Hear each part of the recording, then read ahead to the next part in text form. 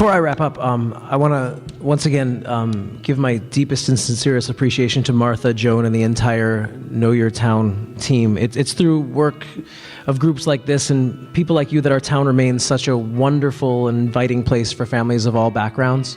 And I'm honored to be a member and appreciate you more than you could know. One of the things that I love about an effective committee of any kind is diversity. Diversity of expertise is so important to make sure that all the bases are covered at all times. And on a school committee where there are so many important issues at every meeting, this diversity is invaluable. Not only are schools the lifeblood of our town, but our schools comprise half of our entire town budget. Diversity on this committee is key to everything running smoothly. At present, we have an abundance of the business sector represented. We do. A number of the members on the school committee call the financial world home. A number spend their days working on budgets and fiscal matters, and all this is important and good.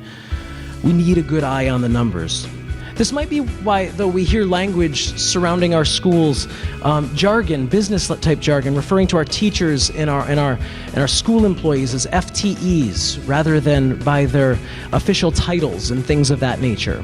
And while I applaud loudly the attention given to the business side of running the school district, I believe it's time that we stop viewing our schools exclusively as a business, and our teachers and students and staff as commodities.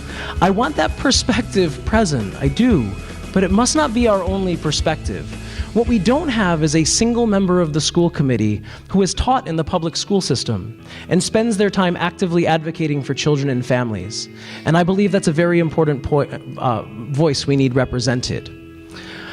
And that's where I think my strengths come into play. As a former public school English teacher, current college communications professor, and co-founder of a Western Mass nonprofit based right here in South Hadley called All Our Kids, which advocates for foster children and families, I believe I have something unique and important to bring to the conversation because these are our children and this is our town and this is our future.